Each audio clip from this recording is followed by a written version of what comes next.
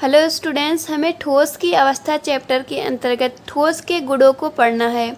यहाँ पे हमें ठोस के दो गुण, विद्युतीय गुण और चुंबकीय गुण को पढ़ना है। विद्युतीय गुणों के आधार पे ठोस तीन प्रकार के होते हैं: चालक, अचालक जिसको हम कुचालक या विद्युतरोधी भी कहते हैं, और अर्धचालक। तो चालक वे पदार्थ होते हैं जिसमें हम विद्युत यानी करंट का प्रवाह सरलता से कर सकते हैं, और अचालक वे पदार्थ होते हैं जिसमें विद्युत का प्रवाह नहीं हो सकता है, और अर्धचालक वे पदार्थ होते हैं जिनकी चालकता चालक और अचालक यानी विद्युतरोधी के बीच होती है। तो हम देख सकते हैं कि चालक भी दो प्रकार के होते हैं, एक धात्विक चालक और दूसरा है आयनिक चालक। तो जो धातु होते हैं, धात्विक चालक में धातु से है, तो जो धातु होते हैं उसमें बहुत अधिक संख्या में मुक्त इलेक्ट्रॉन पाए जाते हैं, और इन मुक्त इलेक्ट्रॉनों की वजह से विद्युत का प्रवाह संभव होता है। तो इस तरीके से धातु एक चालक की भांति व्यवहार करते हैं। और इसके अलावा जो आयनिक चालक होते हैं यानी जो आयनिक यौगिक होते हैं, उसमें मुक्त आयन पाए जाते हैं जो विद्युत का प्रवाह कर सकते हैं। तो इस तरीके से आयनिक यौगिक भी चालक की भांति व्यवहार करते हैं। तो हम यहाँ पे देख सकते हैं कि जो चालक होते हैं उनकी चालकता सबसे अधिक होती है, मतलब वो सबसे अधिक आसानी से और सबसे अधिक अच्छी तरीके से विद्युत का प्रवाह कर सकते हैं, और इनकी चालकता 10⁻7 प्रति ओम प्रति मीटर होती है। अचालक की चालकता सबसे कम होती है, ये 10⁻−20 से लेके 10⁻−10 प्रति ओम प्रति मीटर तक होती है। और अर्धचालक की चालकता जो होती है वो चालक और अचालक के बीच की होगी, यानी 10⁻−6 से लेके 10⁻4 पर ओम पर मीटर तक होती है। अब आगे हम बैंड सिद्धांत पढ़ेंगे, और बैंड सिद्धांत की सहायता से हम देखेंगे कि किस प्रकार से धात्विक चालक और अर्धचालक जो होते हैं वो विद्युत का प्रवाह कर सकते हैं। आयनिक चालक को हम बैंड सिद्धांत से नहीं समझ सकते हैं, लेकिन हम धात्विक चालक को और अर्धचालक को किस प्रकार से ये विद्युत का प्रवाह करते हैं उसको हम समझेंगे। अगला टॉपिक है चालकता का बैंड सिद्धांत, जिसमें हम धातुओं और अर्धचालक की चालकताओं को समझेंगे। तो पहले हम बैंड सिद्धांत की परिभाषा देखेंगे, उसके बाद हम समझेंगे कि ये क्या है। तो परिभाषा है कि एक धात्विक क्रिस्टल में उपस्थित सभी परमाणुओं के समस्त इलेक्ट्रॉन क्रिस्टल के माने जाते हैं, और इन इलेक्ट्रॉन का सभी परमाणुओं पर विस्थानीकरण के कारण बंध का निर्माण होता है। तो इसका मतलब ये है कि अगर हम एक धात्विक क्रिस्टल ले रहे हैं तो उस धात्विक क्रिस्टल जो होता है परमाणुओं से मिलकर बना हुआ है। तो इस क्रिस्टल में जितने भी परमाणु होंगे, मान लीजिए क्रिस्टल बहुत सारे परमाणुओं से मिलकर बना हुआ है, तो इस परमाणु में ये जो परमाणु हैं इन परमाणुओं में इलेक्ट्रॉन होंगे। तो इन परमाणु के जो इलेक्ट्रॉन हैं, ये इलेक्ट्रॉन जो है क्रिस्टल के ही माने जाते हैं। धात्विक क्रिस्टल में जो परमाणु हैं उन परमाणुओं के जितने भी इलेक्ट्रॉन होंगे ये सभी इलेक्ट्रॉन क्रिस्टल के इलेक्ट्रॉन माने जाएंगे, और इन इलेक्ट्रॉनों का सभी परमाणुओं पर विस्थानीकरण के कारण, मतलब ये जो इलेक्ट्रॉन है ये एक परमाणु से दूसरे परमाणु पर इनका विस्थानीकरण होता रहता है। तो विस्थानीकरण के कारण ही इनमें बंध का निर्माण होता है। तो इस तरीके से ये बहुत इजी है कि अगर एक क्रिस्टल है तो क्रिस्टल में बहुत सारे परमाणु होंगे, और परमाणुओं के जो इलेक्ट्रॉन होंगे वो क्रिस्टल के माने जाएंगे, और इन इलेक्ट्रॉनों का जब एक परमाणु से दूसरे परमाणु पर विस्थानीकरण होगा तो विस्थानीकरण के कारण ही इनके बीच में बंध का निर्माण हो जाएगा। आगे हम बैंड सिद्धांत को समझने के लिए आणविक ऑर्बिटल आरेख का उपयोग करेंगे, जिसको आप 11th क्लास में पढ़ चुकी हैं। तो यहाँ पे हम देख रहे हैं कि दो परमाणु हैं जिनकी दो परमाणविक ऑर्बिटलें हैं। तो अगर ये परमाणविक ऑर्बिटलें आपस में अतिव्यापन करती हैं तो हमें आणविक ऑर्बिटल प्राप्त होती है। तो हम देख रहे हैं कि दो परमाणविक ऑर्बिटल अतिव्यापन करके दो आणविक ऑर्बिटल का निर्माण कर रही हैं, जिसमें से एक की ऊर्जा कम है और एक की ऊर्जा अधिक है। ये ऊर्जा का बढ़ता हुआ क्रम है नीचे से ऊपर की ओर। तो नीचे वाले की ऊर्जा कम होगी और ऊपर वाले की अधिक, यानी आबंधी कम ऊर्जा की आणविक ऑर्बिटल है और अनाबंधी अधिक ऊर्जा की आणविक ऑर्बिटल है। तो अगर हम देखें तो क्रिस्टल में इसी प्रकार बहुत सारे परमाणु हैं, तो इनकी भी बहुत सारी परमाणविक ऑर्बिटलें होंगी। तो अगर ये सारी परमाणविक ऑर्बिटलें, बहुत सारी परमाणविक ऑर्बिटलें आपस में अतिव्यापन करेंगी तो बहुत सारे आणविक ऑर्बिटल का निर्माण होगा, और उसमें से आधी आणविक ऑर्बिटल जो होगी वो आबंधी आणविक ऑर्बिटल होगी और आधी अनाबंधी आणविक ऑर्बिटल होगी। तो अगर हम मान लें कि एक क्रिस्टल में n परमाणविक ऑर्बिटलें हैं, तो अगर n परमाणु की n परमाणविक ऑर्बिटलें आपस में अतिव्यापन करके n आणविक ऑर्बिटल का निर्माण कर रही हैं, तो उसमें से हम देख सकते हैं कि आधी जो आणविक ऑर्बिटल होगी वो यानी n/2 जो होगी वो आबंधी आणविक ऑर्बिटल होगी, और आधी यानी n/2 जो होगी वो अनाबंधी आणविक ऑर्बिटल होगी। तो इसका फिगर हम इस तरीके से बना सकते हैं कि मान लीजिए हमारे पास क्रिस्टल में जो n परमाणुओं की n परमाणविक ऑर्बिटलें थीं, तो उसको हम बस एक ही लाइन से दिखा रहे हैं। तो ये n परमाणविक ऑर्बिटलें जब आपस में अतिव्यापन करेंगी तो हमें n आणविक ऑर्बिटलें मिलेंगी, और ये जो n आणविक ऑर्बिटल होंगी इनकी ऊर्जा का अंतर बहुत कम होगा, तो ये सारी आणविक ऑर्बिटल जो होंगी बहुत पास पास होंगी। तो इस तरह से एक बैंड का निर्माण हो जाएगा। तो हमें अतिव्यापन से निकट स्थित जो आणविक ऑर्बिटलें मिलती हैं इसी को हम कहते हैं ऊर्जा बैंड। तो मान लीजिए कि अगर जो हम परमाणविक ऑर्बिटलें ले रहे थे वो 1s थी, यानी n परमाणुओं की 1s परमाणविक ऑर्बिटल लेके अगर अतिव्यापन किया जाए तो जो बैंड मिलता है उस बैंड को हम कहेंगे 1s बैंड। इसी प्रकार से हम देख सकते हैं कि अगर n परमाणविक ऑर्बिटलों की 2s ऑर्बिटल आपस में अतिव्यापन करके जो आणविक ऑर्बिटल देगी उनका जो समूह होगा वो उसे हम कहेंगे 2s बैंड। तो हम यहाँ पे ये भी देख सकते हैं कि मान लीजिए जो 1s परमाणविक ऑर्बिटलें थीं अगर वो पूर्ण भरित हैं, यानी 1s ऑर्बिटल में 2 इलेक्ट्रॉन था, तो सभी 1s ऑर्बिटल में 2-2 इलेक्ट्रॉन था, तो इस तरीके से जो आणविक ऑर्बिटल मिलेगी वो भी पूर्ण भरित ही मिलेगी, तो उसे हम पूरा भरा हुआ इस तरीके से दिखाएंगे। लेकिन मान लीजिए जो 2s ऑर्बिटल थी वो पूर्ण भरित नहीं थी, मान लीजिए कि उसमें केवल 1 इलेक्ट्रॉन थे, तो अगर अतिव्यापन होगा, ये आधा भरी हुई परमाणविक ऑर्बिटलें हैं, तो अगर अतिव्यापन के बाद जो आणविक ऑर्बिटल मिलेगी वो भी अर्धभरित ही रहेगी। तो हम देखेंगे कि जो कम ऊर्जा की होंगी आणविक ऑर्बिटलें वो भर दी जाएंगी। तो इस तरीके से हम इसे नीचे वाली आणविक ऑर्बिटलों को आधा भर के दिखा रहे हैं।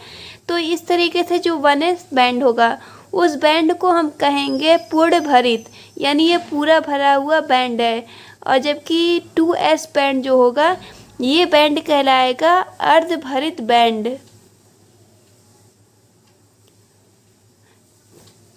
एक पॉइंट यहाँ पे और नोट करने वाला है कि हम देख सकते हैं जो अलग अलग बैंड होंगी उन बैंड के बीच हम देखते हैं कि एक ऊर्जा गैप होता है, ऊर्जा अंतर होता है। इसमें हम देखते हैं कि इस क्षेत्र को हम निषिद्ध क्षेत्र कहते हैं, क्योंकि यहाँ पे कोई भी इलेक्ट्रॉन नहीं पाया जाता है।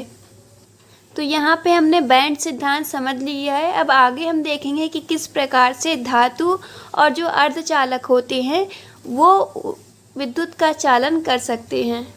अगला टॉपिक है धातुओं में विद्युत चालन। तो अगर हम देखते हैं कि जो सबसे उच्चतम स्थान ग्रहित बैंड है, इसका मतलब है कि वो बैंड जो सबसे ऊपर है, उच्चतम स्थान पे है, और ग्रहित मतलब भरा हुआ, तो यानी सबसे ऊपर वाला वो बैंड जो भरा हुआ है। अगर वो बैंड आंशिक भरित है मतलब आधा भरा हुआ है, या फिर अगर वो बैंड पूरा भरा हुआ है, पूर्ण भरित है, लेकिन जो उसके ऊपर का बैंड है जो कि रिक्त होगा, जो खाली होगा, जिसको हम चालक बैंड कहते हैं, उस बैंड के साथ अगर ये पूर्ण भरित बैंड जो होगा अगर अतिव्यापन कर ले, अगर इन दोनों में से कोई भी एक केस हो रहा है, तो हम कहेंगे कि वो जो पदार्थ है, ठोस है, वो धातु की भांति कार्य करेगा और उसमें विद्युत का चालन संभव होगा। इसे हम फिगर से अच्छी तरह से समझ सकते हैं। यहाँ पे हमने कुछ बैंड लिया हुआ, तो इसमें हम देख रहे हैं नीचे के बैंड जो होते हैं वो पूर्ण भरित होते हैं, पूरी तरह से भरे होते हैं। और मान लेते हैं हमारे पास ये वाला जो बैंड था ये उच्चतम स्थान ग्रहित बैंड है, मतलब वो बैंड जो सबसे ऊपर है और भरा हुआ है, क्योंकि हम देख रहे हैं कि इसके ऊपर जो बैंड आ रहे हैं वो सारे बैंड रिक्त हैं, तो ये बैंड हो जाएगा उच्चतम स्थान ग्रहित बैंड। तो तो हम देख रहे हैं कि ये जो बैंड है ये आंशिक रूप से भरा हुआ है, यानी अर्धभरित बैंड है। तो हम देख रहे हैं कि ये अर्धभरित बैंड है, इसलिए ये एक चालक की भांति कार्य करेगा। तो ये चालक की भांति क्यों कार्य करता है इसे हम समझ सकते हैं। हम देख रहे हैं कि इस बैंड में जो इलेक्ट्रॉन हैं वो आधे ही भरे हुए हैं। तो यहाँ पे हम देख रहे हैं कि रिक्त स्थान है और इस स्थान में ये जो इलेक्ट्रॉन होंगे, इस बैंड के जो इलेक्ट्रॉन होंगे वो गति करने के लिए फ्री होंगे। तो अगर इलेक्ट्रॉन यहाँ पे चालन कर सकते हैं तो हम जानते हैं कि धातुओं में जो विद्युत का चालन होता है वो इलेक्ट्रॉनों के चालन द्वारा ही होता है। तो अगर ये इलेक्ट्रॉन इस स्थान में गति कर सकते हैं यानी इनका चालन हो सकता है, तो हम कह सकते हैं कि यहाँ पे भी विद्युत का चालन संभव होगा। तो इस तरीके से हम देख सकते हैं कि हमारे पास जो ठोस है उस ठोस में जो उच्चतम स्थान ग्रहित बैंड है, अगर वो बैंड आंशिक रूप से भरा हुआ है तो वो जो ठोस होगा वो चालक की भांति कार्य करेगा। सेकेंड केस हम देखते हैं जिसमें हम देख रहे हैं कि जो धातु होगा उसका उच्चतम स्थान ग्रहित बैंड जो होगा पूर्ण भरित होगा। तो मान लेते हैं हमारे पास ये बैंड है जिसमें नीचे के बैंड पूरे भरे हुए हैं और जो उच्चतम स्थान ग्रहित बैंड है, मतलब सबसे ऊपर वाला बैंड जो भरा हुआ है वो बैंड भी पूर्ण रूप से भरा हुआ है। अब इसके बाद हम देख रहे हैं इसके ऊपर जो बैंड आएंगे जो रिक्त होंगे उस बैंड को हम चालक बैंड कहेंगे। यहाँ पे भी हमारे पास रिक्त बैंड आ रहे थे, लेकिन इस बैंड को हम चालक बैंड नहीं कह रहे थे क्योंकि इसके नीचे वाले जो बैंड थे ये अर्धभरित थे। लेकिन अगर रिक्त बैंड के नीचे वाला बैंड पूर्ण भरित होगा तब हम इस बैंड को चालक बैंड कह सकते हैं।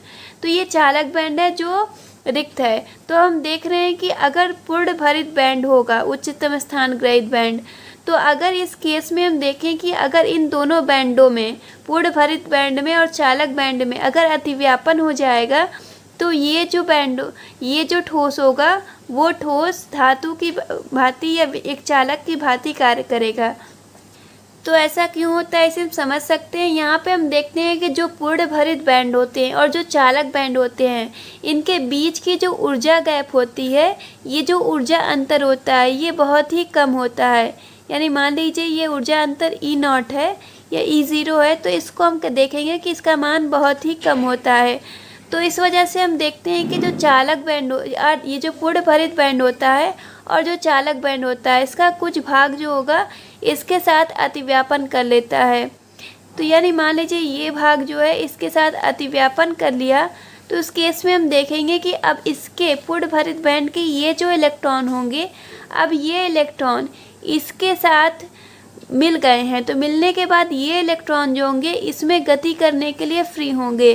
तो अभी तक तो ये इसमें गति नहीं कर पा रहे थे, लेकिन अतिव्यापन होने के बाद हम देख रहे हैं कि अब ये चालक बैंड में गति कर सकते हैं। तो अगर इसमें गति कर सकते हैं, इलेक्ट्रॉन का चालन हो सकता है, तो हम कह सकते हैं कि इस प्रकार के भी ठोस में विद्युत का चालन संभव होगा।